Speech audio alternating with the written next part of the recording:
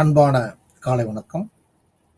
இன்றைய பாடத்துல conflict management, மோதல் மேலாண்மை என்ற பாடத்தை நம்ம பார்க்க இருக்கிறோம். இந்த மோதல் மேலாண்மை என்ற பாடத்துல மோதல் என்பது ஒரு சாதாரண நிகழக்கூடிய நடைமுறை வாழ்க்கையில் ஏற்படக்கூடிய ஒரு நிகழ்வு.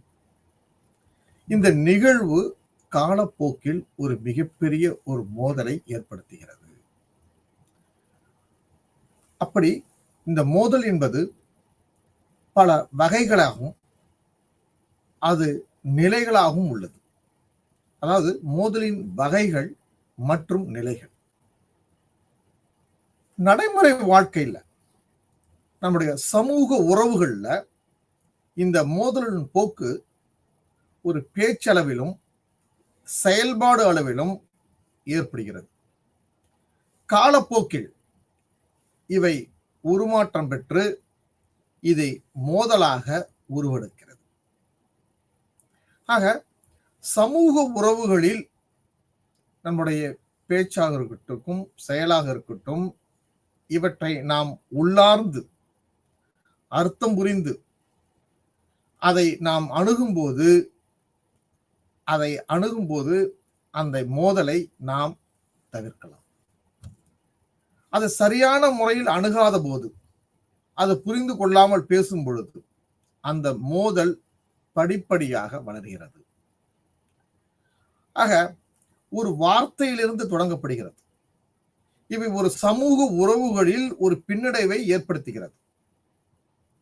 இந்த மோதலை பல்வேறு பாடங்களில் மோதலின் மேலாண்மையாக வரிசைப்படுத்தியுள்ளார்கள்.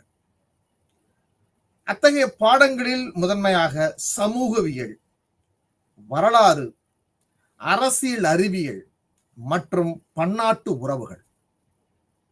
இந்த சமூகவியல் என்பது சமூகத்துக்கும் மக்களுக்கும் இடையில் உள்ள உறவுகளை மேம்படுத்துவது, உறவுகளை வெளிப்படையாக சொல்லுவது. அப்படி சொல்லும் பட்சத்தில் அத்தகைய சூழல்களில் எத்தகைய மோதல்கள் உருவாகிறது, அதை நாம் உற்று நோக்கும் பொழுது சமூகத்தில் ஏற்படக்கூடிய வார்த்தைகள், அந்த வார்த்தைகளை கோபமாக, வருத்தமாக, நிதானம் அற்ற நிலையில் அல்ல உணர்ச்சி வசப்பட்ட நிலையில் ஒரு விஷயத்தை பொதுப்படையாக பேசும் பொழுதும் அல்லது எழுதும் பொழுதும் அந்த கருத்து பரிமாற்றம் என்பது ஒரு மோதலை உருவாக்கும் ஒரு சூழலாக ஒரு சமூகவியலில் காணப்படுகிறது. ஆக அது ஆட்சியாளராக இருக்கட்டும், அமைப்பாளர்களாக இருக்கட்டும், சங்கமாக இருக்கட்டும், இயக்கமாக இருக்கட்டும், ஒரு சமூகத்தில் மக்களிடத்தில் எத்தகைய கருத்துக்களை முன்வைக்க வேண்டும், ஒரு உணர்ச்சி பிழம்பை ஏற்படுத்தும் வகையிலும் அல்லது சாதியோ, மதமோ, இனமோ, மொழியோ இவற்றை வலியுறுத்தும் வகையில் அல்லது ஒன்றை சார்ந்தது, ஒன்றை விட ஒன்று உயர்ந்தது, தாழ்ந்தது என்று சொல்லும் பொழுதும் அல்லது ஒன்றை உயர்த்தியும் ஒன்றை தாழ்த்தியும் அல்லது வேதனைப்படுத்தும் வகையிலும் இத்தகைய கருத்துக்களை எல்லாம் சமூகத்தில் முன்வைக்கும் பொழுது அதனுடைய எதிர்பார்ப்பு என்பது கருத்துக்களாக முன்வைக்கப்படுகிறது. இப்படிதான் ஒரு சமூகவியலில் இந்த மோதல் மேலாண்மை மேலோங்கி இருக்கிறது. வரலாற்றில் ஆட்சியாளர்கள், ஒவ்வொரு ஆட்சியாளர்கள் ஆளும் பொழுதும், அந்த மக்களுக்கு தொண்டு செய்யும் பொழுதும், நல்ல பல திட்டங்களை கொண்டு வரும் பொழுதும், அதில் சில தோல்விகளும் ஏமாற்றங்களும் வருத்தங்களும் ஏற்படும் பொழுது அங்கு கருத்து மோதல்கள் உருவாகிறது. ஒரு ஆட்சியாளர் தன்னுடைய சாம்ராஜ்யத்தை எப்படி நிர்வாகம் செய்கிறார் அல்லது அந்த நிர்வாகத்தில் ஏற்படக்கூடிய நிலைகளை மோதல்களாக ஏற்படுகிறது. அல்லது பண்டைய வரலாற்றை நாம் திருப்பி பார்க்கும் பொழுது ஒவ்வொரு அரசர்களும் ஆட்சி புரியும் பொழுது போர் புரிந்து அந்த போரின் மூலமாக தன்னுடைய சாம்ராஜ்யத்தை விரிவுபடுத்தும் பொழுது இத்தகைய மோதல்களை அவர்கள் கையாண்டிருக்கிறார்கள். அல்லது அந்த சாம்ராஜ்யத்தை இழக்கும் பொழுது அந்த நாடு மட்டுமல்ல, நாட்டு மக்களும் அந்த வேதனைக்கு உள்ளாகியிருக்கிறார்கள். ஆக ஒரு வரலாறு என்பது ஒரு மோதலை பாடம் சார்ந்ததாக சொல்லப்படுகிறது. அதே போன்ற அரசியல் அறிவியல் பாடம் இது கொள்கை சார்ந்த ஒரு பாடமாக இருக்கிறது.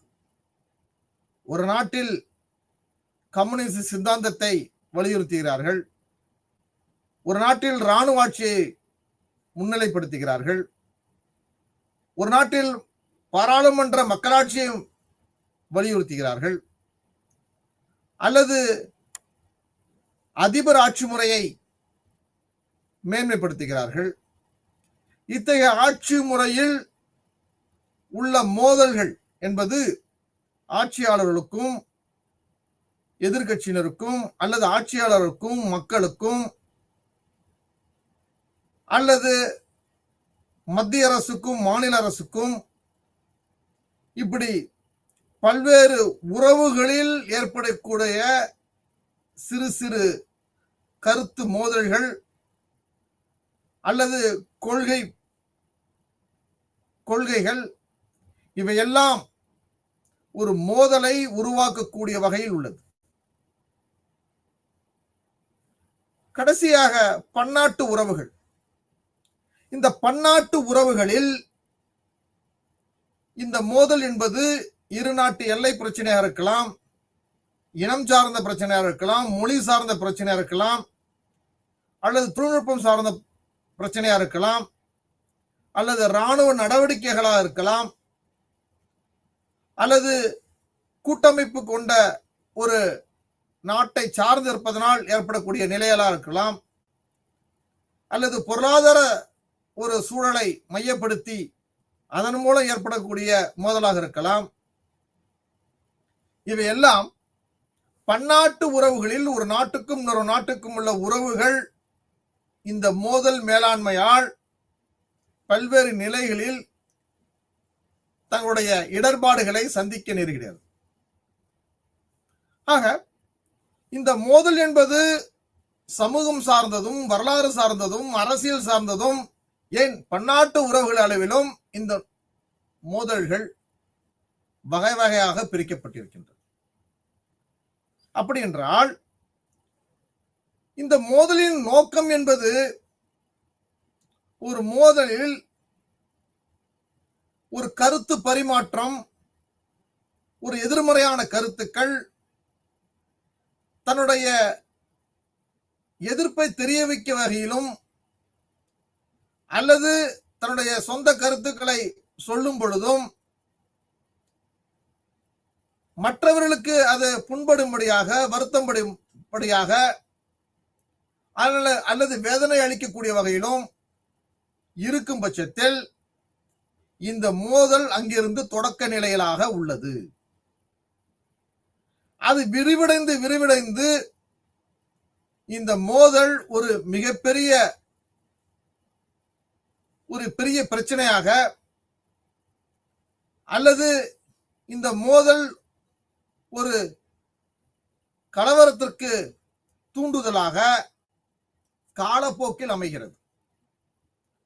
ஆக ஒரு மோதலின் பொருட்களை, அதன் அர்த்தங்களை நாம் வரையறுத்துக் கொண்டால் அந்த மோதலுடைய அடையாளங்களை நாம் அறிய முடியும்.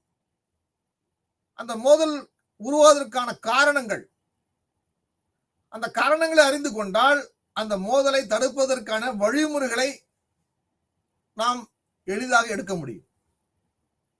ஆக பெரும்பாலும் இந்த மோதல்களில் கருத்தியல் சிக்கல்கள், அதாவது அதிகாரம் படைத்தவர்கள் அல்லது தான் சொல்லுவதுதான் சரி பிறருடைய ஆலோசனையோ அனுபவம் மிக்க அல்லது ஆற்றல் மிக்க அந்த துறை சார்ந்த வல்லுநர்களையோ கலந்து ஆலோசிக்காமல் சில விஷயங்களை முன்னிலைப்படுத்தும் போது இதுதான் சரி என்று சொல்லும் பொழுது, அல்லது மற்ற உறுப்பினர்களிடம் அல்லது குழுக்களிடம் கருத்துக்களை உள்வாங்கிக் கொண்டு கருத்துக்களை தெரிவிக்காமல் இருக்கும் பொழுதுதான் இந்த மோதல் போக்கு உருவாகுவதற்கான தளமாக அமைகிறது. இத்தகைய தளங்கள் நாளடைவில் செயல்முறைகளாக மாறப்பட்டு கலவரங்கள், வன்முறைகள், ஒரு அமைதியற்ற ஒரு சூழல்கள், பதற்றத்தையும் உருவாக்கக்கூடிய வகையில் இந்த மோதல் தன்னுடைய வழியை மேலும் மேலும் விரிவுபடுத்திக் கொண்டே இருக்கின்றது. இந்த மோதலை விரிவுபடுத்தாமல் சுருக்கும் பொழுதும் கலந்து ஆலோசித்து பேசி ஒரு முடிவை வெளிப்படுத்தும் போதுதான் இந்த மோதலை தன்னுடைய கட்டுப்பாட்டுக்குள் கொண்டு வர முடியும். ஆக மோதலின் செயல்பாடுகள் இப்படி இருந்தாலும் பல்வேறு வகைகள் இந்த மோதல்கள் உள்ளன. இந்த மோதல்களின் வகைகளை, நிலைகள் மற்றும் மோதலுடைய வெளிப்பாடுகள் என்பது நாம் தவிர்க்க இயலாது. ஒரு மோதல் என்பது ஒரு கருத்தினுடைய தொடக்கத்தில் தொடங்கப்பட்டு அதோட நீட்சியாக நாம் பார்க்கும் பொழுது அதை வெளிப்படுத்தும் வகையில் அந்த கருத்துக்களை யார் அப்படி பரப்புகிறார்கள், யாரிடத்தில் அதை கொண்டு சேர்ந்து ஒரு வன்மத்தை ஏற்படுத்துகிறார்கள், ஒரு கோபத்தை கொண்டு வருகிறார்கள், அல்லது ஒரு குறிப்பிட்ட இனத்துக்கோ மொழிக்கோ ஒரு உணர்வை தூண்டுதல் படுத்தும் வகையில் இருக்குமானால் இந்த மோதல் அங்கொன்று இங்கொன்றுமாக தொடக்க நிலையில் இருந்தாலும் காலப்போக்கில் அது விரிவடைந்து ஒரு மிகப்பெரிய ஒரு போராட்டத்துக்கும் கலவரத்துக்கும், ஏன் இப்படிதான் இந்த மோதல்கள் தீவிரவாதத்திற்கும் பயங்கரவாதத்திற்கும் ஒரு வழி தோன்றலாகவே இருந்திருக்கின்றது என்பது வரலாற்று செய்திகள். ஆக ஒரு மோதல் என்பது அதே இடத்தில் தொடங்கப்பட்டு அதே நேரத்தில் அது விவாதிக்கப்படுகிறது. அந்த நிலையிலேயே அந்த மோதலை, அந்த கருத்தியலை புரிந்து கொண்டு அதை விரிவுபடுத்தாமலும் அதை முழுமையாக அதை உணர்ந்து அதற்கான தீர்வை நாம் எடுக்கும் பட்சத்தில் இந்த மோதல்கள் குறைவதற்கும் ஆரம்ப நிலையிலேயே நிறுத்தி வைப்பதற்கும் மிக சரியான ஒரு சான்றாக இருக்கும். ஆக மோதல் என்ற வார்த்தையினுடைய துல்லியமான பொருளே நாம் எப்படி ஒரு வாக்கியங்களை, வார்த்தைகளை, உண்மை நிலைகளை எடுத்து சொல்லுகிறோம். உணர்வால் சொல்லுகிறோமா, உணர்ச்சியால் சொல்லுகிறோமா, உண்மையை சொல்லுகிறோமா, உண்மையை போன்று சொல்கிறோமா, இவையெல்லாம் இந்த மோதலுக்கான காரணங்களாகவும் வழியாகவும் அமைகிறது. ஆக இவற்றினுடைய வழித்தோன்றல் இந்த வன்முறை வழியாக ஆரம்பிக்கிறது. இந்த வன்முறை தான் அடிப்படையான காரணத்திற்கு அந்த வன்முறையை நாம் நிறுத்தும் பொழுது அந்த வன்முறை எப்பெல்லாம் இந்த மோதல்கள் தொடங்கிறதோ அப்பெல்லாம் இந்த வன்முறைகள் திரும்ப திரும்ப தொடங்கி கொண்டே இருக்கும். அவருடைய அத்தகைய மோதல்கள் சமூகத்தினுடைய அமைதியை சீர்குலைத்துக் கொண்டே இருக்கும். மக்களிடத்தில் ஒற்றுமையை விலக்கி வைக்கும். மக்களிடத்தில் ஒரு பிரிவினையை ஏற்படுத்தும். ஒரு கருத்தியல், முழுமையான கருத்தியல் ஏற்படுத்துவதற்கு இத்தகைய விஷயங்கள் தடை கற்களாகவே இருக்கும். உலக அரங்கில் இத்தகைய மோதல்களை மிக சரியாக கையாண்டு, அது அதிகார வர்க்கமா இருக்கட்டும், மக்களை திரட்டி ஒரு அமைதியான வழியில் தனக்கு நேர்ந்த இடர்பாடுகளை ஆங்கில அரசுக்கு தெளிவுபடுத்தி ஒரு அமைதியான ஒரு அறப்போராட்டத்தை உலக மத்தியில் செயல்படுத்தி காட்டியவர் மகாத்மா காந்தியடிகள். அகிம்சை. ஆக அந்த போராட்டமானது உலகமே ஏற்றுக்கொண்ட ஒரு போராட்டமாக பார்க்கப்படுகிறது. எத்தனையோ வன்முறைகள், கலவரங்கள், போர்கள் நடைபெற்றிருந்தாலும் அதை தடுத்து நிறுத்தி பேசுவதற்கு இந்த அறப்போராட்டங்கள், அகிம்ச வெளியில் பேச்சுவார்த்தைகள், இதன் மூலம்தான் வெற்றி கண்டிருக்கிறது. உலகம் அப்படிதான் இயங்குகிறது. ஆக இந்த மோதல்கள் என்பது பன்னாட்டு மோதல்களாக பார்க்கும் பொழுது, ஒன்று உள்நாட்டு போர். ஒவ்வொரு நாடுகளிலும் பொருளாதாரம், அரசியல், இனம், மொழி போன்ற பிரிவுகளின் அடிப்படையில் சில உள்நாட்டு கலவரங்களும் அல்லது போராட்டங்களும் அல்லது ஒரு தனி குழுக்களாக போராடக்கூடிய ஒரு நிலையில் இருக்கக்கூடியதாக இருக்கிறது. இவை ஒரு மோதலாக பார்க்கும் பொழுது இவற்றை நாம் உள்நாட்டு போர் என்று அழைக்கின்றோம். இந்த உள்நாட்டு போரில் பல்வேறு புரிதல்களை நமக்கு ஏற்படுத்துகிறது. எந்த விஷயத்திற்காக இந்த மோதல்கள் ஏற்படுகிறது, இதற்கான தூண்டுகோள்கள், அவர்கள் எந்த அளவுக்கு அந்த போராட்டத்தை முன்வைக்கிறார்கள், அந்த போராட்டத்தை கையாளும் விதம் என்ன, அல்லது அந்த போராட்டத்தினுடைய நீட்சியாக அது ஒரு கலவரங்களையோ அல்லது ஒரு மிகப்பெரிய ஒரு பிரிவினையோ அல்லது ஒரு பொருளாதார சீர்வழியோ ஏற்படுத்தும் வகையில் இருக்குமானால், அத்தகைய சூழல்கள் அந்த உள்நாட்டு போரை நாம் புரிந்து கொள்ள வகையில் இருக்க வேண்டும். அதே போன்று ஒரு நாடு மற்ற நாட்டின் மீது ஆதிக்கம் செலுத்தும் பொழுதும் அல்லது அதிகாரத்தை தவறாக பயன்படுத்தும் போதும் தன்னுடைய கட்டுப்பாட்டில் கையாளப்படும் போதும் இந்த பன்னாட்டு மோதல்கள் வெளிப்படையாக தெரிய வருகிறது. இந்த பன்னாட்டு மோதல்களில் பெரும்பாலும் அரசாங்கங்கள், உலக நாடுகளில் பல்வேறு அரசுகள் இத்தகைய மோதல்கள் உருவாகும் பொழுது உடனடியாக இராணுவத்தை அவர்கள் பயன்படுத்துகிறார்கள். காவல்துறையை பயன்படுத்துவதில்லை, இராணுவத்தை பயன்படுத்துகிறார்கள். இந்த இராணுவத்தை பயன்படுத்துவதன் மூலம் ஒரு மிகப்பெரிய ஒரு போராட்டம் அல்லது ஒரு மோதல்களை தன்னுடைய கட்டுப்பாட்டுகள் கொண்டு வருவதற்காக இத்தகைய சூழல் ஏற்படுகிறது.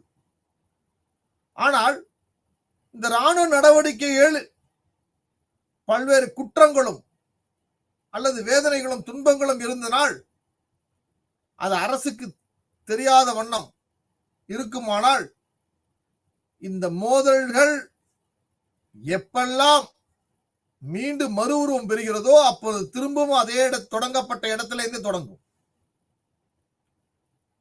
என்றைக்கு இராணுவம் அந்த சூழலை விட்டு பிரிகிறதோ அன்றைக்கு அந்த மோதல்கள் தொடங்கும். ஆக பல்வேறு நாடுகளில் மக்களிடத்துள்ள மோதல்களை அல்லது அவர்களுடைய பிரச்சனைகளை, அவருடைய உரிமைகளை அவருடைய எதிர்கருத்துக்களை அரசு இராணுவத்தை கொண்டு அவருடைய வலிமையை குறைக்கின்றது. இந்த பன்னாட்டு மோதல்களில் பெரும்பாலும் மோதல்கள் என்பது ஒரு அமைப்பு குழுக்கள் அல்லது ஒரு மாநிலம் சார்ந்த குழுக்கள் அல்லது மிக ஆர்வமிக்க ஒரு குழுக்களாக இவையெல்லாம் துறை சார்ந்து துறை சாராமலும் ஒரு பொதுநலனும் அல்லது மற்ற பல பிரிவுகள் அடிப்படையிலும் இவையெல்லாம் செயல்படுகிறது. இந்த பன்னாட்டு அரசியல் மற்றும் அமைதி என்பது இந்த மோதல்களை பன்னாட்டு அரசியலை நாம் விரிவுபடுத்தும் போது படிக்கும் பொழுது அதனுடைய தொடக்கம் ஒரு மோதலாக இருந்தாலும் முடிவு அமைதியை நோக்கியாக இருக்கின்றது. அதற்கான காரண காரியங்கள் மீண்டும் ஏற்படாமல் பண்ணணும் அல்லது தற்பொழுது அந்த சூழலை கையாளும் விதத்திலும் அந்த அமைதியை ஏற்படுத்துகிறார்கள். பெரும்பாலும் மோதல் என்பது உலக அரங்கில் ஒரு 18 வகையாக பிரிக்கப்பட்டிருக்கின்றது. இந்த 18 வகைகளும் ஒன்றை ஒன்று சார்ந்ததாக இருக்கும் பட்சத்திலும் அல்லது சாராமல் இருக்கும் பட்சத்திலும் இந்த மோதல்கள் இருக்கின்றன. அதில் முதலாக தனிப்பட்ட மோதல்கள். தனிப்பட்ட மோதல் என்பது பெரும்பாலும் குடும்பங்களில், குடும்ப உறுப்பினர்களில், கணவன் மனைவி, அக்காள் தங்கை, அண்ணன் தங்கை, அப்பா அம்மா போன்ற உறவுகளில் தனிப்பட்ட முறையிலும் அல்லது இந்த குடும்ப உறுப்பினர்கள் மத்தியில் இரு பிரிவுகளாகவும் இந்த கருத்து மோதலாக ஏற்பட்டு காலப்போக்கில் அது ஒரு பிரிவையை ஏற்படுத்தக்கூடிய வகையில் உள்ளது. அதே மாதிரி இந்த தனிப்பட்ட மோதல்களில் இரண்டாவதாக நம்ம பார்ப்பது பணியாளர்களுக்கும் வேலையாட்களுக்கும். இந்த பணியாளர்கள் என்பது ஒரு நிறுவனத்தை சார்ந்து இருப்பார்கள், அவர்கள் மேல் அதிகாரியாக இருப்பார்கள், அவர்கள் நிரந்தர உறுப்பினராக இருப்பார்கள், அவர்களுக்கு கீழ் செய்யும் வேலையாட்கள் அடிப்படை ஊதியத்தில் இருப்பார்கள் அல்லது தொகுப்பூதியத்தில் இருப்பார்கள். இவர்களுக்கிடையே ஏற்படக்கூடிய சிறு சிறு மோதல்கள் காலப்போக்கில் ஒரு மிகப்பெரிய மோதலாக உருவெடுக்கிறது. அதே போன்று எப்படி ஒரு தனிப்பட்ட மோதல்களில் இப்படி ஒரு பிரிவு இருப்பது போன்று குடும்பத்திற்குள்ளும் ஒவ்வொரு குடும்பத்திற்குள்ளும் தனித்தனி மோதல்கள் இருக்கின்றன. அந்த மோதல்கள் பெரும்பாலும் அப்பாவை சார்ந்ததாக அல்லது அம்மாவை சார்ந்ததாக அல்லது இருவரையும் சாராமல் நண்பர்கள் மூலம் இல்ல நம்ம உறவினர்கள் மூலம் அல்லது நாம் ஒரு அமைப்பை சார்ந்தவர்களா இருப்போம், மதம் சார்ந்தவர்களா இருப்போம் அல்லது சாதி சார்ந்ததாக இருக்கலாம். இந்த அடிப்படையில் ஒரு குடும்பத்திற்குள் நாம் ஒரு பழக்கத்தின் வாயிலாக அந்த சொற்றொடர்கள் நாம் எந்த அளவில் பயன்படுத்துகிறோம், வன்மையாக பயன்படுத்துகிறோம், மென்மையாக பயன்படுத்துகின்றோம் அல்லது பேசுவதை தவிர்க்கின்றோம். இத்தகைய சூழல்கள் வரும் பொழுது இந்த மோதல்கள் முன்னிலைப்படுத்தப்படுகிறது. அடுத்ததாக பகை.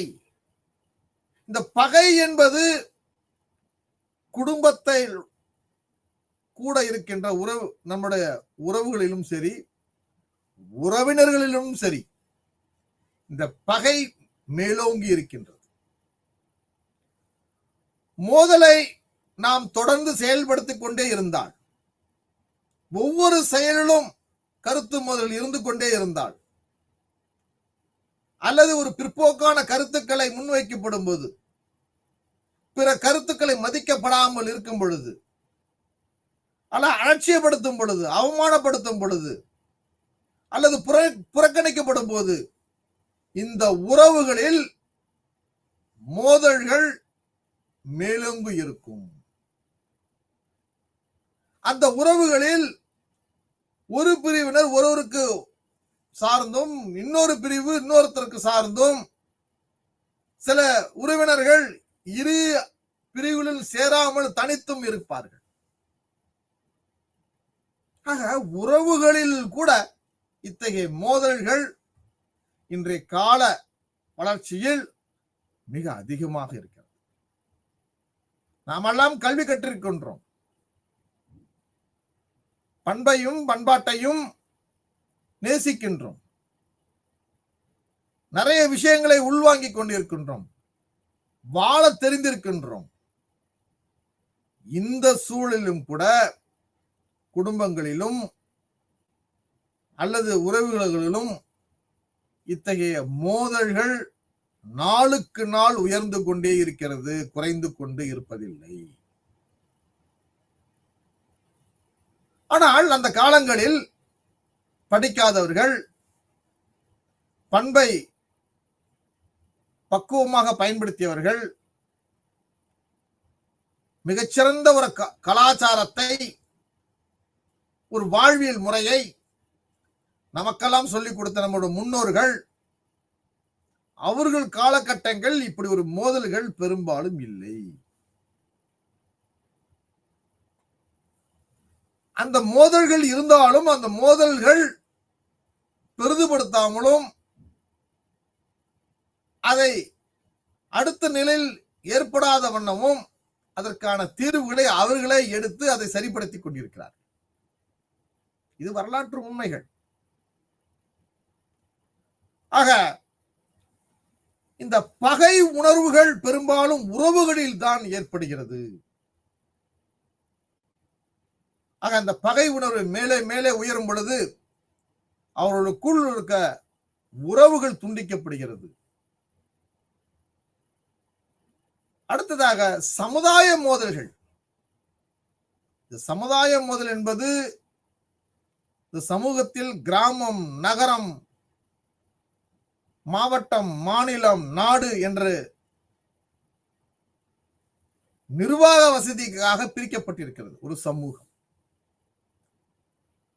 அந்த சமூகம் அது சார்ந்த ஒரு மோதலை ஏற்படுத்தி, ஒரு கிராமத்துக்கு இன்னொரு கிராமத்துக்கு உள்ள பிரச்சனைகள், ஒரு கிராமத்துக்கு இன்னொரு கிராமத்துக்கு உள்ள மோதல்கள், அதே போன்று ஒரு மாவட்டத்துக்குள் உள்ள முக்கிய பிரச்சனைகள், முக்கிய மோதல்கள், அது விவசாயம் சார்ந்ததா இருக்கலாம், அல்லது ஒரு பொது விஷயமாக இருக்கலாம், அல்லது ஒரு மொழி சார்ந்த, இனம் சார்ந்த, சாதி சார்ந்த ஒரு மோதலாக கூட இருக்கலாம், அல்லது அந்த மோதல் என்பது ஒரு மாவட்டத்துக்கும் இன்னொரு மாவட்டத்துக்கும் ஒரு தூண்டுதலாக கூட இருக்கலாம். மாநிலமும் அப்படித்தான். ஒரு மாநிலத்துக்கும் இன்னொரு மாநிலத்துக்கும் ஒரு எல்லை பிரச்சனையா இருக்கலாம், அல்லது நதிநீர் பிரச்சனையா இருக்கலாம், அல்லது தொழில்நுட்பத்தினுடைய தொடக்கமாக இருக்கலாம், அல்ல ஒரு பொருளாதார பிரச்சனையாக இருக்கலாம். இவையெல்லாம் ஒரு மாநிலம் சார்ந்த மோதல்களாக அல்லது அரசியல் சார்ந்த மோதல்களாக பார்க்கப்படுகிறது. அதே போன்று ஒரு நாட்டிற்குள் உள்ள அனைத்து மாநிலங்களையும் ஒருங்கிணைத்து அதில் உள்ள ஆட்சியாளர்கள் ஒரே ஆட்சியின் கீழ் வந்தால் அந்த மோதல்கள் குறைவாகவும், வெவ்வேறு ஆட்சியாளர்கள் ஆளும் பொழுது அந்த மாநிலங்களில் கூட்டாட்சி தத்துவம் மிக அதிக அளவில் பாதிக்கப்பட்டிருக்கு என்பதை ஆட்சியாளர்கள் வலியுறுத்துகிறார்கள். ஆக சமுதாய மோதல் என்பது நகரத்தையும் மாநிலத்தையும் ஏன் நாட்டையும் உள்ளடக்கிய ஒரு மோதலாக பார்க்கப்படுகிறது. இந்த சமுதாய மோதல் என்பது சற்று பெரிய அளவில் பார்க்கும் பொழுது பிரிவு மோதல்கள், கண்டங்களுக்கிடையே உள்ள மோதல்கள். உலகத்தில் 7 கண்டங்கள் உள்ளது. ஒரு கண்டத்தில் மட்டும் மக்கள் இருப்பதில்லை, அண்டார்டிகா. மற்ற அனைத்து கண்டங்களிலும் மக்கள்கள் வாழ்கிறார்கள். மக்கள் வாழ்கிற இடத்தில் கண்டங்களுக்கிடையேயான மோதல்கள் இருக்கின்றது. அதில் அரசியல் சார்ந்தா இருக்கலாம், மொழி சார்ந்ததா இருக்கலாம், அல்லது ஒரு அரசாங்கத்தோட கொள்கைகள் ஒரு நாட்டை அல்லது ஒரு கண்டத்தை எதிர்க்கக்கூடிய வகையில், எதிர்வினையை சொல்லும் வகையில் அத்தகைய மோதல்கள் உருவாகின்றன. அதே போன்று பணியாளர்களுக்கும் மேலாளர்களுக்கும் உள்ள மோதல்.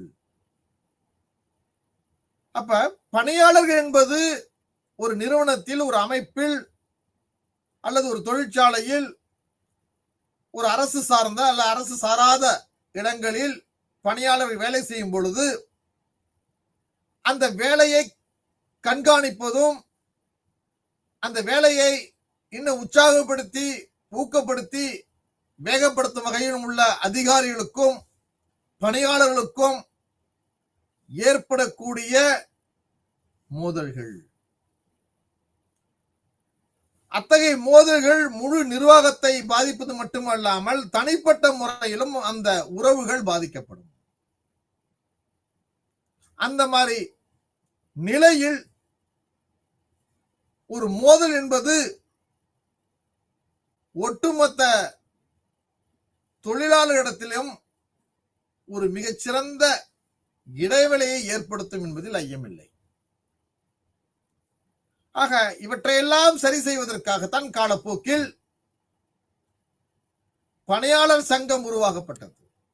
அந்த சங்கம் என்பது அந்த பணியாளர்களுக்கும் மேலாளர்களுக்கும் உள்ள உறவுகளை வலுப்படுத்துவதற்கும், பணியாளருடைய தேவைகளை சொல்லுவதற்கும், பணியாளர்கள் ஒவ்வொரு காலகட்டங்களிலும் அவர்களுக்கு ஊதியத்தின் அடிப்படையிலும் அல்லது பதவி உயர்வு அடிப்படையிலும் அல்லது அத்தகைய கால வளர்ச்சியில் அவர்களுக்கு என்ன தேவை என்பதை உணர்ந்து அந்த மேலாளர்கள் அல்ல நிர்வாகத்தினர்கள் அந்த மக்களுக்கு என்ன செய்கிறார்கள், எதுவுமே செய்யவில்லை என்றால் மிகப்பெரிய நஷ்டத்தை எதிர்நோக்கியிருக்கும் அந்த நிறுவனம், அந்த அமைப்பு. ஆக மேலாளர்களுக்கான மோதல் என்பது ஒரு பணியாளர்களை சங்கங்கள் வைப்பதற்கான ஒரு அடையாளமாக பார்க்கப்பட்டது. 1935 இந்தியாவில் தொழிற்சங்கம் டாக்டர் அம்பேத்கரால் தொடங்கப்பட்டது. அந்த சங்கத்தின் வாயிலாகத்தான் 8 மணி நேரம் வேலை, அந்த 8 மணி நேரத்தில் ஆண்களுக்கு ஒரு தனி ஊதியமும் பெண்களுக்கு ஒரு தனி ஊதியமும் வழங்கப்பட்டிருந்தது. இந்த மகப்பேறு விடுமுறை விடுப்பு காலகட்டங்கள், தனி சலுகைகள், இவையெல்லாம் சங்கங்கள், பணியாளர் சங்கங்கள் தொடங்கப்பட்டு பணியாளர்களுக்காக பேசப்பட்டு பணியாளர்களுடைய ஒற்றுமையை உறுதிப்படுத்தப்பட்டு தங்கள் ஒரே கருத்துக்களை மேலாளர்களுக்கும் நிர்வாகத்தினருக்கும் சொல்லப்படும் பொழுதுதான் இந்த மோதல் குறைவதற்கான ஒரு வழியாக இருந்தது. பெரும்பாலும் அரசியல் கட்சிகளில் ஏற்படும் மோதல்கள் தேர்தல் சார்ந்தது, கட்சி சார்ந்தது, அல்லது ஒரு உணர்வையும் உணர்ச்சியும் தூண்டக்கூடிய, அல்லது இளைஞர் மத்தியில் ஒரு தூண்டுதலை உறுதிப்படுத்தும் வகையிலும், ஒரு தவறான ஒரு தூண்டுதல் ஒரு கலவரங்களுக்கும் அல்லது மக்களிடத்தில் ஒரு பிரிவை ஏற்படுத்தும் வகையிலும், இவையெல்லாம் தேர்தல் பரப்புரைகளிலும் அல்லது ஆட்சியில் இருக்கும் பொழுதும் இந்த கருத்துக்களை எல்லாம் முன்வைக்கும் பொழுது இந்த மோதல்கள் வரிசையாக ஏற்படுகிறது. அடுத்ததாக உலக அரங்கில், ஏன் ஒரு நாட்டின் அடிப்படையில் அல்லாமல் உலக அரங்கிலும் இனத்தின் அடிப்படையில் மோதல்கள் உள்ளது. இந்த இனத்தின் அடிப்படையில் உள்ள மோதல்கள் வளர்ந்த நாடு என்று அழைக்கப்படுகின்ற அமெரிக்க நாடுகளில் இத்தகைய மோதல்கள் இன்றளவும் உள்ளது. வெள்ளை இனம், கருப்பு இனம், இந்த இரு இனத்திற்குள் ஏற்படுகிற மோதல்கள் அதிக அளவில் உள்ளது. அரசு பல சட்டங்களை ஏற்றிருக்கிறது. நடைமுறை சாத்திய கூறுகளில் பல்வேறு நடவடிக்கைகளை எடுத்திருக்கிறது. அவற்றையெல்லாம் தாண்டி ஒரு வல்லரசு நாடு ஒரு வளர்ச்சியை நோக்கி செல்கின்ற ஒரு நிலையிலும் கூட இந்த இனத்தின் அடிப்படையில் உள்ள மோதல்கள் குறையவில்லை, தொடர்ந்து நிகழ்ந்து கொண்டே இருக்கிறது. மக்களிடத்தில் அந்த பிரிவினையை உறுதிப்படுத்திக் கொண்டே இருக்கிறது. அதே போன்று இந்த இனத்தின் அடிப்படையில் போன்றே மதத்தின் அடிப்படையிலும் இந்த மோதல்கள் பெரும்பாலும் உள்ளன. இன்றளவும் இஸ்ரேல் காசாவில் நடைபெறுகின்ற ஒரு போரானது ஒரு மோதலில் தொடங்கப்பட்டது. ஒரு மோதலில் தொடங்கப்பட்ட இந்த போராட்டமானது கருத்தியலாக நிலைநிறுத்தப்பட்டு யாரும் அதற்கு செவி சாய்க்காமல், உடன்படிக்கைக்குள் உள்ள வராமல், பேச்சுவார்த்தை சரியா நடைபெறாமல் ஒரு மிகப்பெரிய ஒரு போரை தொடக்கி பல்லாயிரக்கணக்கான மக்கள்கள் உயிரிழந்து இரு சாராருக்கும் இழப்பை ஏற்படுத்தி, அதில் ஒரு சாராருக்கு மிக பெரிய இழப்பையும் உயிரிழப்பையும் பொருளாதார இழப்பையும் ஏற்படுத்தி இனி அந்த நாட்டை கட்டமைப்பதில் மிக சரியான ஒரு போட்டியாகும் இருக்கும் என்பதில் ஐயமில்லை. ஆக ஒரு மதத்தின் அடிப்படையில் ஏற்படுகின்ற மோதல் என்பது மிக ஒரு தாழ்ந்த ஒரு சமூகமாக மாறக்கூடியதாகும்.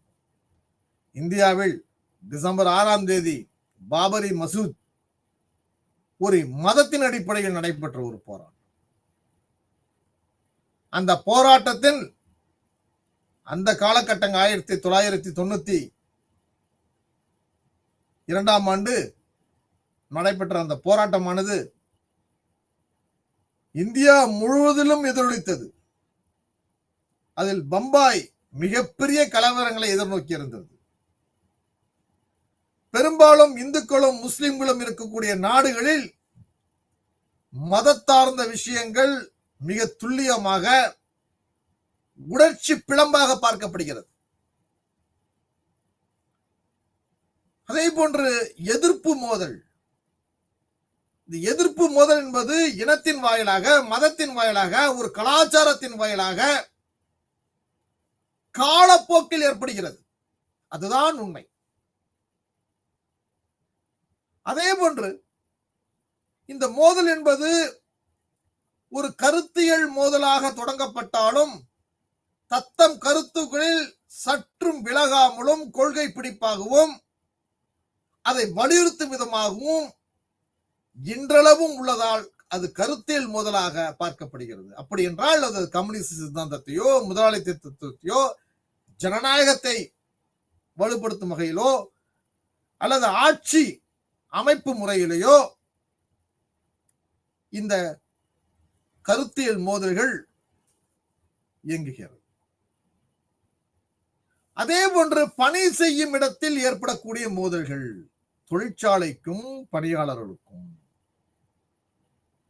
தங்களுக்கு ஒரு விஷயங்களை தொழிலாளிக்கு செய்து கொடுக்கும் பொழுது அல்லது எதிர்பார்ப்பை உருவாக்கும் பொழுது அல்லது ஒவ்வொரு காலகட்டத்திலும் அவர்களுடைய பதவியா இருக்கட்டும், ஊதியமாக இருக்கட்டும், சில சலுகையாக இருக்கட்டும், இவையெல்லாம் பணியாளருக்கு பணி செய்யும் இடத்தில் ஒரு சரிவர செய்ய முடியாமல் போனால், பணியாளர்களுக்கு ஏமாற்றம் அளித்தால்,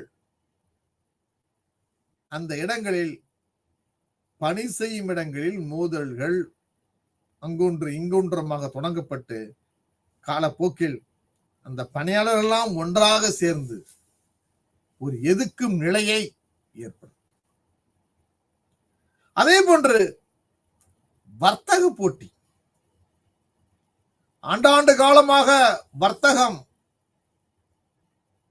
உலக அரங்கில் தமிழ்நாடு தமிழர்கள் கடலை கடந்து வர்த்தகம் செய்திருக்கிறார்கள் என்பது வரலாற்று சான்று. அந்த வர்த்தகத்தை மிக மதிநுட்பத்துடன் செய்திருக்கிறார்கள்.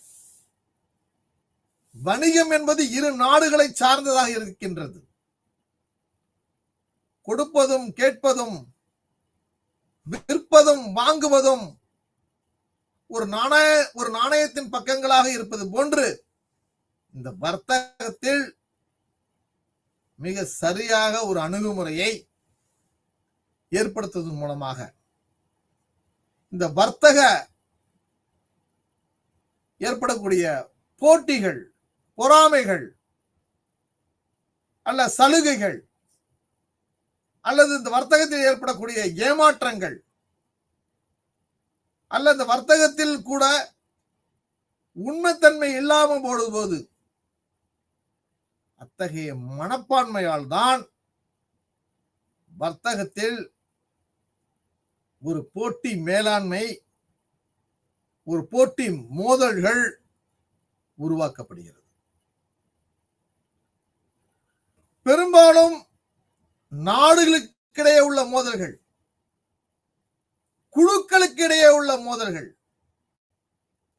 கலாச்சார குழுக்களுக்கு இடையே உள்ள மோதல்கள், ஏன் பனிப்போர் என்று சொல்லப்படுகின்ற உலகத்தில் வல்லரசு நாடான அமெரிக்கா மற்றும் ரஷ்யா நாடுகளில் ஏற்பட்ட ஒரு பனிப்போர் சூழ்ந்த ஒரு சூழல் மூலமாக அது மூன்றாம் உலகப் போரை தடுத்து நிற்பதற்கான ஒரு மோதலை எடுத்து பேசி மோதல் மேலாண்மையை மிக சரியாக கையாண்டு அந்த பதட்டத்தை தவிர்த்தார்கள். அதே போல கண்டங்களை தாண்டி இந்த மோதல்கள் அல்லது கண்டங்களுக்குள்ளே ஏற்படுகின்ற மோதல்கள் பெரும்பாலும் கிழக்கும் மேற்குமாக, வடக்கும் தெற்குமாக, இப்படி இந்த அடிப்படையிலும் இந்த மோதல்கள் இன்றளவிலும் மேலோங்கி இருக்கின்றது. இந்த மோதல்களில் நாம் குறிப்பிட்டு சொல்லப்படக்கூடிய வகையில் இருப்பது எதுவென்றால் ஒரு சமூக மோதல்கள். இந்த சமூக மோதல்கள் பெரும்பாலும் 3 வகையாக பார்க்க: உள் குடும்ப மோதல், உள் சமூகம், உள் கலாச்சாரம். இந்த உள் குடும்பம் என்பது குடும்ப உறுப்பினர்களுடைய ஏற்படக்கூடிய கருத்து மோதல்கள். ஒரு விட்டு கொடுக்கிற மனப்பான்மை இல்லாமையால், இல்ல ஒரு கருத்து சுதந்திரம் பறிக்கப்படுவதால், அல்லது அவருடைய சுதந்திரங்கள் மறுக்கப்படுவதால், அல்லது அவர்களை கட்டுப்படுத்தும் பொழுது அந்த குடும்ப உறுப்பினர்களிடையே மோதல்கள் துளிர்விட்டு தொடங்குகிறது. ஒரு கால வளர்ச்சியில் அந்த மோதல்கள் உள் மோதல்களாக வெளிப்படுத்திக் கொண்டு வாய்ப்புகள் வரும் பொழுது அங்கிருந்து பிரியக்கூடிய ஒரு சூழலும் ஏற்படுகிறது. அது தொடர்ந்து கொண்டே இருந்து காலப்போக்கில் அந்த உறவுகளே ஒரு கேள்விக்குறியாக அல்லது நல்ல ஒரு சூழல் இல்லாத வகையிலும் ஏற்படக்கூடிய நிலையும் ஏற்படுகிறது. எப்படி ஒரு உள் குடும்பத்தை சொல்லுகின்றோமோ அதே மாதிரி உள் சமூகம் என்பது பல்வேறு குடும்பங்கள், பல்வேறு அமைப்புகளாக இருக்கக்கூடிய அத்தகைய குடும்பங்களில் இத்தகைய பிரிவுகள் மிக ஆழமாகவும் உதாசனப்படுத்த வகையிலும் அல்லது அதோடைய நண்பகத்தன்மை குறையப்படும் போதும் இந்த மோதல்கள் வரிசையாக ஒன்றன் பின் ஒன்றாக வருகிறது. அடுத்ததாக உள் கலாச்சாரம். ஒரு சமூக மோதல்களில் உள் கலாச்சாரம் என்பது ஒரு மொழியாக அல்லது ஒரு பண்பாட்டை வலியுறுத்தியும் ஒரு இனத்தின் அடிப்படையிலும் இவை எல்லாம் ஒரு பண்பாடு சார்ந்த விஷயமாக பார்க்கப்படுகிறது. அது உடையா இருக்கட்டும், உணவாக இருக்கட்டும், பழக்க வழக்கங்களாக இருக்கட்டும், அல்லது வழிபாட்டு முறைகளாக இருக்கட்டும், பல்வேறு நிலைகளிலும் அதை ஒருங்கிணைத்து அந்த கலாச்சாரத்தை ஒருவர் மதித்து பிறரை புண்படுத்தாமலும் அதை முறையாக பயன்படுத்தும் போதுதான் வெற்றி கிடைக்கும். அப்படி முறையாக பயன்படுத்தாத போது அரசு பல்வேறு நடவடிக்கைகளை எடுத்து அதன் மூலம் அந்த மோதல்களை தவிர்க்கிறது. இந்த சமூக மோதல்களில் 8 வகையான மோதல்கள் உள்ளன. அதாவது முதல் மோதல் என்பது நபர்களுக்கு இடையே உள்ள இரு நபர்களுக்கு இடையே உள்ள மோதல்கள் மிக காலப்போக்கில் வருத்தப்படக்கூடிய வகையிலும் ஏற்படுகிறது, அல்லது நிரந்தரமாக பிரியும் சூழலும் ஏற்படுகிறது. அடுத்ததாக குழுக்களுக்கு இடையிலான எல்லை மோதல்கள். இந்த சமூக மோதல்களில் தனித்தனி குழுக்களாக இருக்கும் பொழுது தங்கள் கருத்துக்களை, தங்கள் சமயத்தையோ தங்கள் மொழியையோ உறுதிப்படுத்தும் பொழுது அல்லது தூக்கி பிடிக்கும் பொழுது, இதுதான் சரி என்று இன்னொருவரை புறந்தள்ளும் பொழுது இந்த குழுக்களுக்கு இடையான மோதல்கள் உருவாகிறது. அது காலப்போக்கில் எல்லை மோதலாக மாநிலம் விட்டு மாநிலம் அல்லது நாடு விட்டு நாடு, இப்படி ஒரு சமூகம் சார்ந்த, சமுதாய சார்ந்த ஒரு மோதலாக பார்க்கப்படுகிறது. ஆக இத்தகைய மோதல்களில் ஒரு சூழல்களால் மோதல் ஏற்படுகிறது. ஒரே மாதிரியான மோதல் தொடர்ந்து நிகழ்ந்து கொண்டே இருக்கின்றது. அதற்கு சரியான முடிவு எடுக்கப்படாதனால் அது தொடர்ந்து நிகழ்ந்து கொண்டே இருக்கிறது. அதே போன்று பரம்பரையான மோதல்கள் கொல்லு தாத்தா காலகட்டத்திலிருந்து இந்நாள் வரையும் உள்ள அந்த மோதல்களை நாம் கடைபிடித்துக் கொண்டிருக்கிறோம், அல்லது அதுக்கு சரியான முடிவு எடுக்காமல் இருக்கின்றோம், அல்ல அந்த மோதல் கூட பழகி அதன் கூட வாழ ஆரம்பித்திருக்கின்றோம். ஆக ஒரு நபருக்கும் ஒரு குழுவிற்கும் இடையே உள்ள மோதல், ஒரு நபருக்கும் ஒரு அமைப்புக்கு இடையே உள்ள மோதல், ஒரு குழுவுக்கும் அந்த அமைப்புக்கும் இடையே உள்ள மோதல்கள். ஆக இந்த 3 வகையான மோதல், மொத்தம் 9 வகையான 8 வகையான மோதல்களில் அந்த கடைசி 3 வகையான மோதல் என்பது ஒரு நபருக்கும் ஒரு குழுவிற்கும் இடையே உள்ள மோதல், ஒரு நபருக்கும் ஒரு அமைப்புக்கு இடையே உள்ள மோதல்கள், ஒரு குழுவிற்கும் அந்த அமைப்பிற்கும் இடையே உள்ள மோதல்கள். இப்படி இந்த 8 வகையான சமூக மோதல்களை நாம் சரியாக புரிந்து கொள்ளவில்லை, கையாளவில்லை, காலத்திற்கு ஏற்ப அதை நடைமுறைப்படுத்தவில்லை என்றால் இவையெல்லாம் மிகப்பெரிய ஒரு எதிர்வினையை ஏற்படுத்தக்கூடிய ஒரு மோதலாக பார்க்கப்படுகிறது. பெரும்பாலும் மோதல்கள் மறைமுகமாக தொடக்கத்தில் இருந்தாலும் அது வளர்ந்த நிலையில் வரும் பொழுது வெளிப்படைத்தன்மையாக அந்த மோதல்கள் தெரிய வருகிறது. அந்த மோதல் செயல்முறையாக நமக்கு வெளிப்படுத்துகிறது.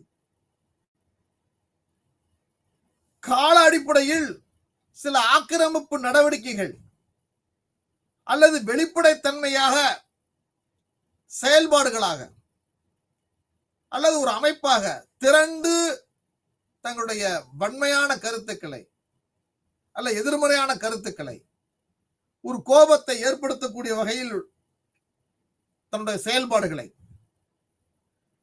இவையெல்லாம் ஏற்படுகிறது என்றால் அந்த மோதலுடைய உச்சத்தை நாம் முறையாக புரிந்து கொள்ள வேண்டும்.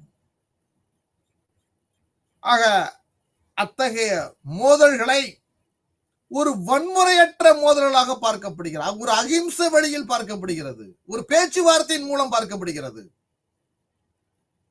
இப்படி பார்க்கப்படும் பொழுதுதான் இந்த மோதலை நாம் குறைக்க முடியும்.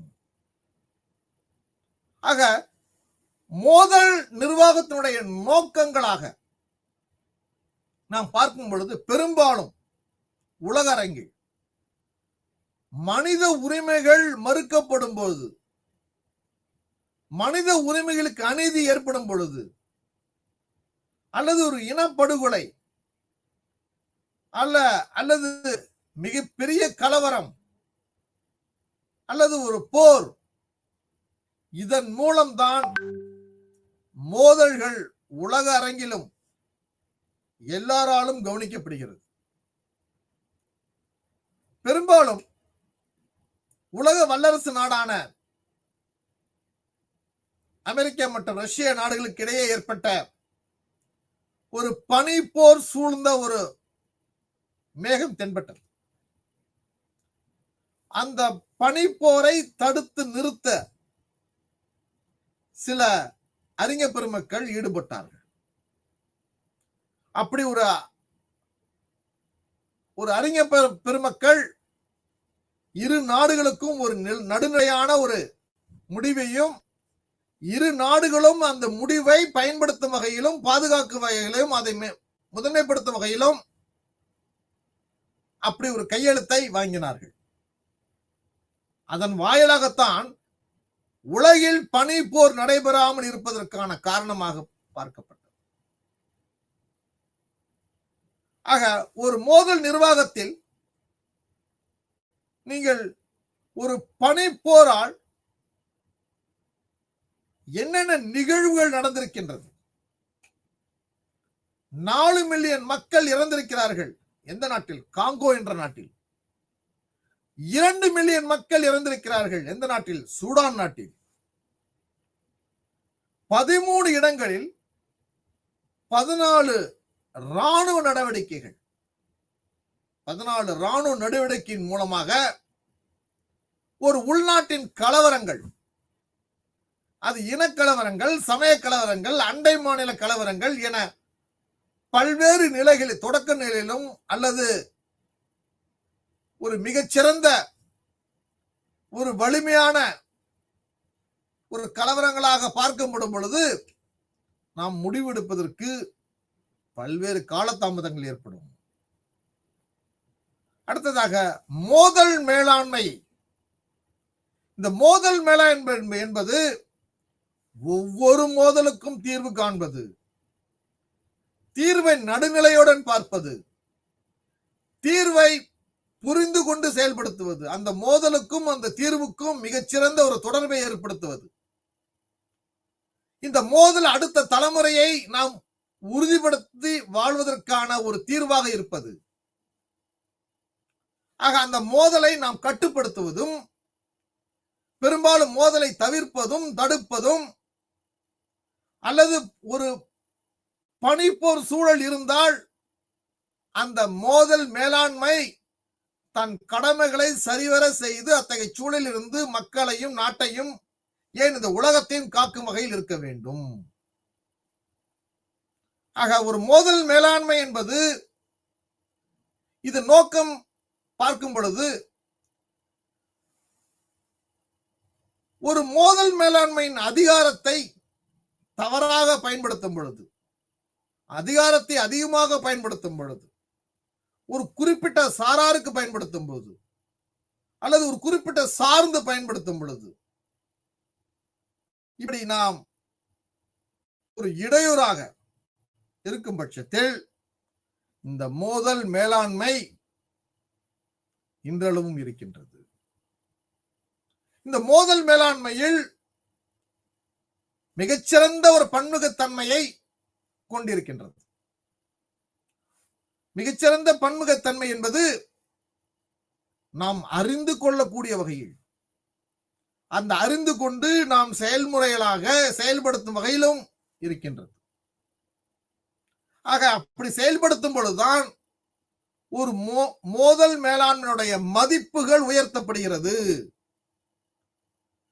அப்பொழுது ஒரு இனக்கலவரமோ, ஒரு மொழி கலவரமோ, ஒரு பதட்டமோ, அல்லது அடுத்த தலைமுறைக்கு நாம் என்ன செய்திகளை சொல்லி வைக்கின்றோம், எப்படி அதை அணுகுமுறைப்படுத்த வேண்டும், அத்தகைய சூழலில் எல்லாம் இந்த மோதல் மேலாண்மையின் மூலம் தெளிவுபடுத்திக் கொண்டிருக்கின்றது. ஆக ஒரு மோதல் மேலாண்மை என்பது ஒரு மறு மாற்றம் மூலமாக ஒட்டுமொத்த அமைதியை ஏற்படுத்துகிறது. அது மிகச்சிறந்த ஒரு விஷயம். ஆக இந்த மோதல் மேலாண்மையினுடைய முறைகளை பார்க்கும் பொழுது ஒரு 4 முறைகளாக பார்க்கப்படுகிறது. ஒன்று, பகுத்தாய்வு நோக்கம். ஒரு விஷயத்தை, ஒரு மோதலை எப்படி பகுத்து ஆராயப்பட்டது, அப்படி பகுத்து ஆராயப்படும் பொழுது எந்த இடத்தில் அந்த மோதல்கள் தொடங்கப்பட்டது, தொடங்குவதற்கான காரணம் யார், தொடக்க நிலையிலோட அதோட நிலை என்ன, தற்போது அதோட நிலை என்ன, எந்த உச்சத்தில் இருக்கின்றது, இவற்றையெல்லாம் உள்வாங்கிக் கொண்டு அந்த மோதல் மேலாண்மையை நாம் முழுமையாக செயல்படுத்த வேண்டும். அதே போன்ற எந்த ஒரு விஷயங்களிலும் ஒரு மோதல் என்பது ஒருதலைபட்சமாக செயல்படும் போது, ஒருதலைபட்சம் முறைகளாக செயல்படுத்தும் போது இத்தகைய மோதல்கள் வலிமையாக இருக்கும். இன்னும் சொல்ல போனால் இருதரப்பு முறைகள். அப்ப இருதரப்பு முறைகள் உறவினராக இருப்பார்கள், நண்பர்களாக இருப்பார்கள், அல்லது தன்னுடன் வேலை செய்யக்கூடிய ஒரு சமூகத்தில் ஒரு அந்தஸ்தை நோக்கி இருக்கக்கூடிய நிலையில் இருக்கக்கூடியவராக இருப்பார்கள். ஆக இத்தகைய மோதல்கள் இருதரப்பு முறைகளையும் இருதரப்புகளையும் பேசி பழைய நிலையை ஏற்படுத்த வேண்டும், அத்தகைய சூழலை மாற்ற வேண்டும். கடைசியாக பலதரப்பு கொண்ட முறைகள். உலகில் கல்வியில் பல்வேறு புதிய சித்தாந்தங்கள், புதிய நடைமுறைகள், புதிய தொழில்நுட்பங்கள் இவற்றையெல்லாம் பயன்படுத்திக் கொண்டிருந்தாலும் இத்தகைய முறைகளை மாணவர்கள் உள்வாங்கிக் கொண்டு நாம் படிப்பதை எதற்கு, பணி செய்வதற்கும் படித்ததை பயன்படுத்துவதற்கும், அப்படி பயன்படுத்தும் போது அந்த சமூகத்தில் நீ ஒரு அங்கமாக உங்கள் ஓட்டை பதிவு செய்வதாக, அல்லது நாளை நடைபெறுகின்ற தேர்தலுக்கு முன்னோட்டமாக உங்களை தயார்படுத்திக் கொள்வீர்கள். உங்களிடத்திலிருந்து ஒரு உஷ்ணமான கருத்தை, ஒரு கோபமான வார்த்தைகள், நிதானமற்ற நிலையில் உள்ள வார்த்தைகள் பெரும்பாலும் வருவதற்கான சாட்சியக்கூறுகள் கிடையாது. ஆக இந்த மோதல் என்பது ஒரு முறையாக பார்க்கப்பட்டிருந்தாலும் அதில் உள்ள வகைகளை, மோதல் தடுப்பு என்பது ஒரு அரசியல் சார்ந்த, ஒரு இராணுவம் சார்ந்ததாக இருக்கப்படுகிறது. ஒரு அமைதியை உருவாக்கக்கூடியதாக இருக்கின்றது, ஒரு சமாதானத்தை செய்யக்கூடிய வகையில் இருக்கின்றது. இதன் மூலம்தான் அமைதியை காக்க முடிகிறது, ஒரு வன்முறையற்ற நடவடிக்கைகளை எடுக்க முடிகிறது. ஆக இது பெரும்பாலும் ஒரு சமூக பொருளாதார அமைப்புகளையும் மாநிலம், நாடு போன்ற கட்டமைப்புகளை அரசியல் சட்டம் சார்ந்த அமைப்புகளாக பார்க்கப்படுகிறது. இவற்றில் வித்தியாசமான அணுகுமுறை என்பது மோதலாக பார்க்க, அதாவது வழக்கமான அணுகுமுறையில் ஒரு இயல்பான அரசியல் கோட்பாடு, கோசர் மற்றும் மேலாண்மை, மோதல் மேலாண்மை, கால்டுகன் மற்றும் அமைதி ஆராய்ச்சி, ஜான் பர்டன் மற்றும் அமைதி தேவை போன்ற கோட்பாடுகள் எல்லாம் இந்த மோதல் மேலாண்மையில் கருத்துருவாக்கம் பெற்று அது பயன்படுத்தப்படுகிறது. ஆக ஒரு மோதல் நிர்வாகத்தினுடைய யதார்த்தமான கண்ணோட்டம், அந்த கண்ணோட்டத்தில் மிகச்சிறந்த மேலாண்மை கருத்துக்களை மோதல் மேலாண்மை கருத்துக்களை டக்செக் மற்றும் பீட்டர் போன்றவர்களினுடைய பார்வைகள் அகலமானது. அதே போன்ற ஐக்கிய நாடுகள் சபை இந்த மோதலை மேலாண்மைக்குன்னு தனி ஒரு பிரிவாக பிரிக்க இன்றளவும் செயல்படுத்தப்படுகிறது. இந்த மோதல் மேலாண்மை என்பது ஒரு கலாச்சார பார்வையாக பார்க்கப்படுகிறது. ஒரு சமூக மற்றும் சுற்றுச்சூழல் கொண்ட ஒரு பன்முக தன்மைகளை கொண்ட ஒரு மோதலாக இன்றளவும் உயர்த்தி காணப்படுகிறது. எனவே இந்த மோதல் நிர்வாகத்தை, மோதல் மேலாண்மையை நாம் பார்க்கும் பொழுது பல்வேறு அறிஞர்கள் அவர்களுடைய வழிகாட்டுதல்கள், அவருடைய அனுபவத்தை ஒரு கோட்பாடாக, நடைமுறை சாத்திய கூறுகளாக பிரிக்கப்பட்டு நம் பாடத்திட்டத்தில் வகுக்கப்பட்டிருக்கிறார். எனவே அந்த பாடங்களை நீங்கள் முழுமையாக உணர்ந்து படித்து நல்ல மதிப்பெண்ணை பெற்று இந்த தேர்வில் வெற்றி பெற வாழ்த்துகிறேன். நன்றி, வணக்கம்.